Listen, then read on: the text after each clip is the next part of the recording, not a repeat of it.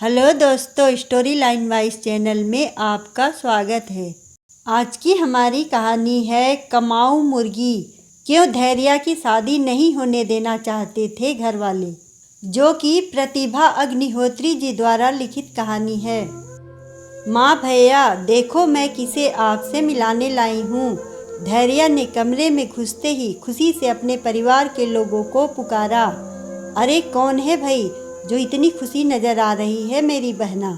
भाई अमन पत्नी के साथ अपने कमरे से बाहर आते हुए बोला। अब तक माँ भी ड्राइंग रूम में आ चुकी थी। माँ, ये है मेजर वीर प्रताप सिंह जी, इनकी पूना में पोस्टिंग है। धैर्या ने चहकते हुए अपने साथ आए एक लंबे कद के आकर्षक पर्सनालिटी वाले व्यक्ति से सबका परिचय कराया। नमस्ते कहकर मेजर ने सबका अभिवादन किया। चाय नाश्ते के दौरान मेजर ने बताया कि वे हरियाणा के करनाल के रहने वाले हैं और अपने माता पिता के इकलौते बेटे हैं। वे जाट परिवार से हैं और अभी तक कुंवारे हैं। चाय नाश्ता करके मेजर धैर्या की ओर मुखातिब होते हुए बोले, अच्छा धैर्या, अब मैं चलता हूँ, कल मिलते हैं। जी अच्छा कहकर धैर्या उन्हें बाहर तक छोड़ने गई। 2-4 दिनों में तुम्हें अपने माता पिता से मिलवाने की कोशिश करता हूँ, मेजर ने अपनी कार में बैठते हुए कहा। जब धैर्या अंदर आई तो माँ, भाई और भाभी सभी को अपनी ओर गुस्से से देखते हुए पाया। कौन थे ये जनाब दीदी और हमसे मिलवाने का क्या मतलब था? भाभी व्यंग्यात्मक स्वर में बोली।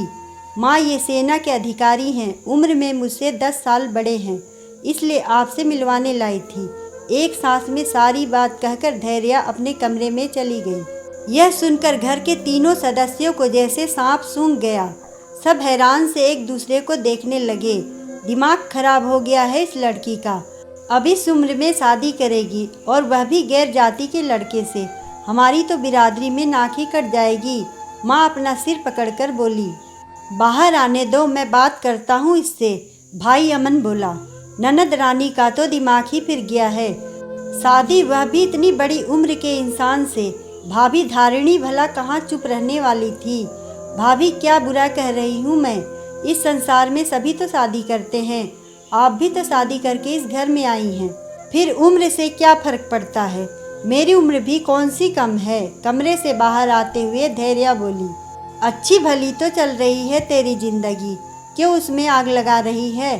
एक तो पिछड़ी जाति का लड़का और फिर उम्र में तुझसे 10 साल बड़ा, न शक्ल न सूरत। तुझे उसमें क्या दिखा जो शादी करने की सोच ली? तेरे आगे कहीं नहीं लगता वह, माँ ने समझाने की कोशिश की। ठीक है न माँ, सारी जिंदगी तो आप सबके हिसाब से ही चली, अब कुछ अपने मन का भी करने दे, कह धैर्या नहाने चली गई। उस दिन से घर में जैसे तूफान आ गया। सुबह उससे किसी ने बात नहीं की, वह चुपचाप नाश्ता करके ऑफिस चल दी। तभी मेजर का फोन आ गया। Hello, good morning dear, how are you? नींद आई थी भी या नहीं? मैं ठीक हूँ, धैर्या ने उत्तर दिया। क्या हुआ, कुछ मूड ठीक नहीं है? Any problem? धैर्या को रोना आ गया। बोली, घर में आपके जाने के बाद जमकर कोहराम मचा। कोई मेरी शादी नहीं करना चाहता, ऐसा मैंने क्या कर दिया? वह रुआंसे स्वर में बोली। कोई बात नहीं, तुम उदास न हो, ये सब हम बाद में हल कर लेंगे। कल मम्मी पापा आ रहे हैं अपनी लाडली बहू से मिलने, तुम तैयार रहना, मेजर ने उत्साह से कहा। यह सुन धैर्या एकदम चौंक कर अपने आंसू पोंछते हुए बोली, कल मैं कैसे कर पाऊंगी सब? तुम्हें करना ही क्या है, बस तैयार होकर कल 11 बजे होटल ताज पहुंच जाना, मैं वहीं मिलूंगा। जी वे सब तो ठीक है, पर मैं बहुत नर्वस फील कर रही हूँ, धैर्या ने थोड़ा घबराते हुए कहा। अरे इसमें नर्वस होने की क्या बात है? मेरे माता पिता बेहद सीधे हैं, वे कब से अपनी बहू के लिए तरस रहे हैं। बस मैं शादी के लिए तैयार नहीं था, उनका बस चले तो आज ही शादी करके तुम्हें घर ले जाएं। ठीक है तो कल मिलते हैं, कहकर मेजर ने फोन काट दिया। शाम को ऑफिस से घर आकर धैर्या कॉफी का मग लेकर बालकनी में आ खड़ी हुई। उसका मन आज से 6 माह पहले मेजर से हुई पहली मुलाकात पर चला गया था। होश संभालते ही घर की जिम्मेदारियों को निभाते निभाते वह अपने बारे में सोचना ही भूल गई थी। बस माँ, भाई, भाभी, भतीजा ही उसकी दुनिया थे। पर पिछले कुछ दिनों से घर वालों का बर्ताव और कुछ कानों में पड़ी बातों ने उसके मन को बुरी तरह आहत कर दिया था। तभी उसे समझ आया कि घर में सब अपने अपने में मसरूफ है, सभी को उसके पैसे से मतलब है, न कि उससे। वह तड़प उठी जब मौसी ने माँ से उसकी शादी के बारे में बात की थी। तब माँ बोली थी, अरे जीजी, धैर्य का ब्याह हो गया तो हमारी ज़िंदगी तो नर्क हो जाएगी। अमन की तो नौकरी लगती छूटती रहती है, शादी के बाद ससुराल वाले मायके की मदद तो नहीं करने देंगे ना। माँ की बातें सुनकर धैर्य के पैरों तले की ज़मीन खिसक गई। 1 सप्ताह के गंभीर मंथन के बाद वह किसी नतीजे पर पहुँचती। तभी उसे एक दिन ऑफिस जाते समय मेट्रो में अपनी बचपन की सहेली निशा मिल गई। धैर्य की आप बीती सुनकर निशा गुस्से से भरकर बोली, तू अभी तक उन सबको ढो रही है। अंकल थे तब तू कमाऊ पूत थी, और अंकल के जाने के बाद सबके लिए मात्र सोने के अंडे देने वाली कमाऊ मुर्गी बनकर रह गई है, जिसे तेरे घर वाले शादी कर हलाल करना नहीं चाहते हैं। अब मैं तेरी एक नहीं सुनूंगी, बस तू अभी मेरे साथ चल। कहकर वह उसे अपने एक जान पहचान के मैरिज ब्यूरो में ले गई और फिर उसका वहीं शादी के लिए रजिस्ट्रेशन करवा दिया। मैरिज ब्यूरो से 1 माह बाद ही धैर्य के पास फ़ोन आ गया और तब उसकी मेजर सिंह से मुलाकात हुई। वे उसे पहली मुलाकात में ही भागे थे। बिना लाग लपेट के उन्होंने धैर्य को बताया कि वे 42 साल के होकर भी सिर्फ इसलिए कुंवारे हैं कि वे अपनी नौकरी में मसरूफ़ थे। अपनी पोस्टिंग पर उन्हें परिवार ले जाने की मनाही थी, छुट्टी भी बहुत कम मिलती थी।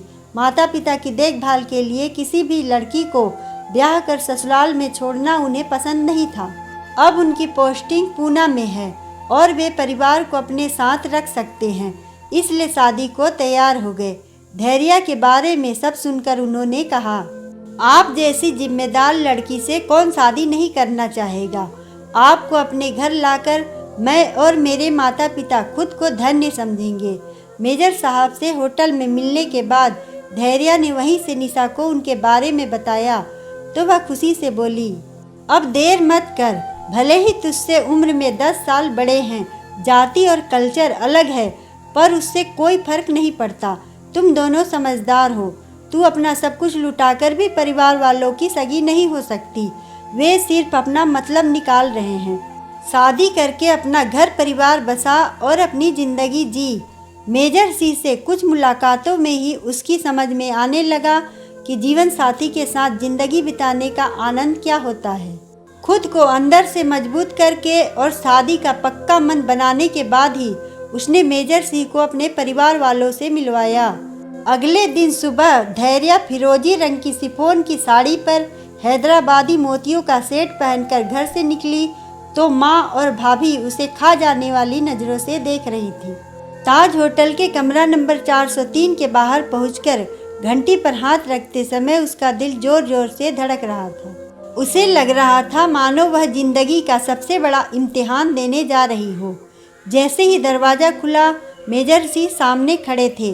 वे उसका हाथ पकड़कर उसे अंदर तक ले गए। उसे देखते ही उनके माता पिता खड़े हो गए।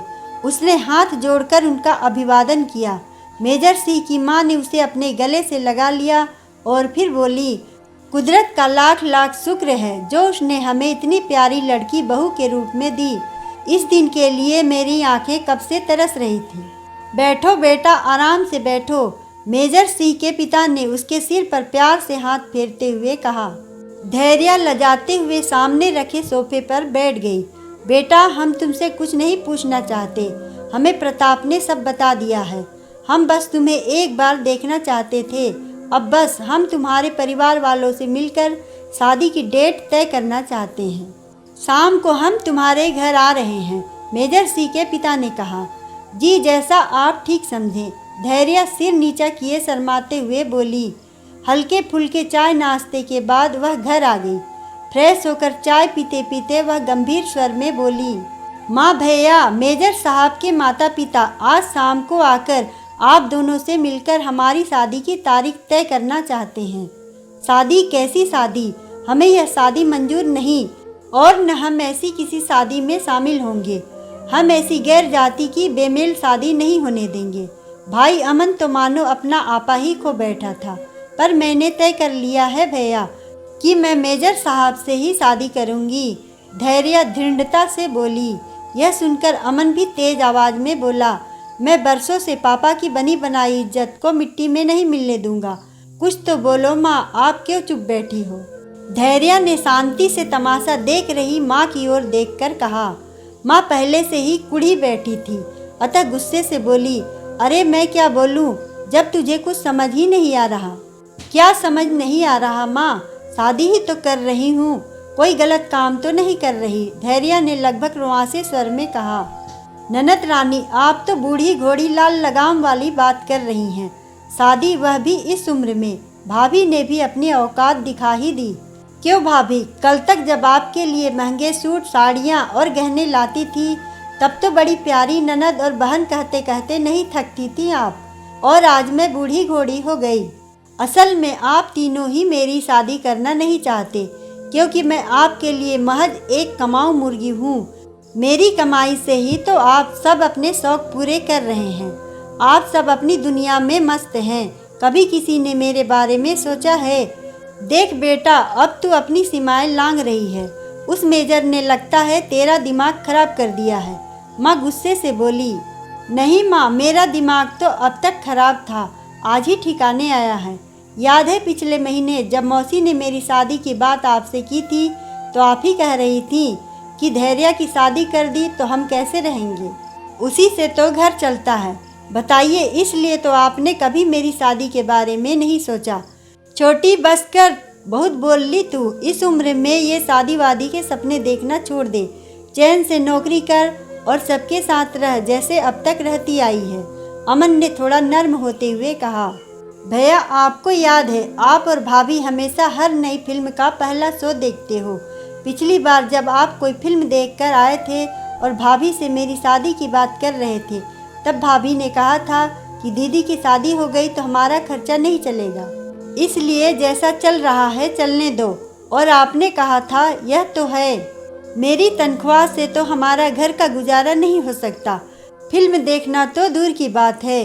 भैया, आप अपनी दुनिया में इतने व्यस्त हो गए कि मुझसे 5 साल बड़े होकर भी आपने कभी मेरे बारे में नहीं सोचा। धैर्या ने गुस्से में कहा। तो भैया और भाभी निरुत्तर होकर एक दूसरे का मुंह देखने लगे। देख बेटा, अब इस उम्र में शादी के सपने देखना छोड़ दे। एक तो गैर जाति का लड़का, ऊपर से उम्र में 10 साल का बड़ा। ये लोग बड़े चालाक होते हैं। लड़कियों की कोई इज्जत नहीं होती इनके यहाँ। मुझे तो लगा वे बस तेरे पैसों के लालच में शादी करने की बात कर रहे हैं। तू पछताएगी। माँ ने अपना आखिरी दांव चला। नहीं माँ जी, आप गलत सोच रही हैं। मेरे परिवार को पैसों का कोई लालच नहीं है। हमारा परिवार तो धैर्या जैसी लड़की को अपने परिवार की बहू बनाकर अपने को धन्य समझेगा। मैं उसे जीवन की वह हर खुशी दूंगा जिस पर एक लड़की और एक पत्नी का अधिकार होता है।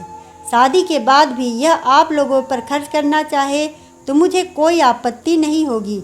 मेजर सिंह की आवाज़ सुनकर धैर्या चौंक गई, जो दरवाजे की ओट में खड़े न जाने कब से घर के सदस्यों की बातें सुन रहे थे। आप यहाँ कब आए? धैर्या ने अचकचाते हुए पूछा। धैर्या, तुम जल्दीबाजी में अपनी मोबाइल होटल में ही भूल आई थी।